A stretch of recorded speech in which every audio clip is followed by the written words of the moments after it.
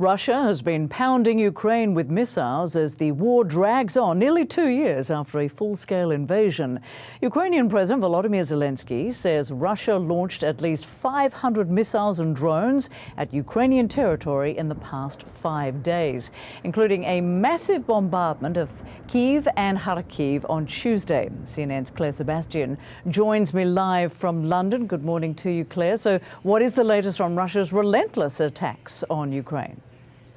Yeah, Rosemary, this is really the sort of hallmark now of what we see going on as the year has turned in Ukraine, a very bleak new year where there has been a significant escalation in the air war that Russia is waging. Now, we know that the injury toll from Tuesday's attacks is at 130 people. The death toll stands at 5, just a measure of how bleak this new year has been, though the Kyiv city military administration has just said that one more person has died in hospital as a result of injury sustained on December 29th. Which Ukraine says was the biggest aerial bombardment of its cities since the beginning of the war. So that fallout is ongoing. And meanwhile, this has been actually an exchange of aerial attacks. Ukraine also being accused by Russia of continuing its aerial assault across the border in the Belgorod region. Some dozen missiles, Russia says, that it shot down this morning after a number of attacks on Tuesday, where the governor of Belgorod said one person was killed by shrapnel and 11 others injured, 3 of which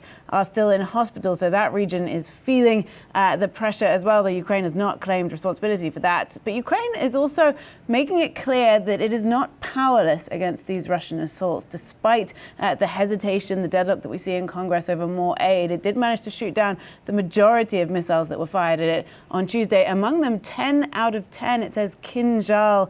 These are missiles that Russia calls hypersonic. They're some of the most vaunted elements of the Russian arsenal. And I think a measure of that is that General Zaluzhny, the head of the armed forces, came out and spoke to CNN exactly about that element of this. Take a look.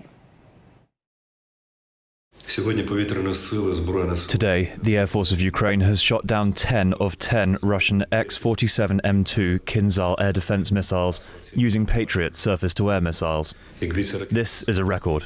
If these missiles had reached their targets, the consequences would have been catastrophic. I thank our servicemen for their work, and I thank our partners for their air defense systems. There is no reason to believe that the enemy will stop here. That is why we need more systems and ammunition for them. No reason to believe the enemy will stop here. He's doing 2 things there. I think interesting, he gives credit to the Patriots, trying, I think, to answer some of the criticism that we've seen, certainly in Congress, over where the money is going and how it's being used. And secondly, I think using these attacks to really show the world, and especially Ukraine's allies, just how much more military aid is needed. Rosemary?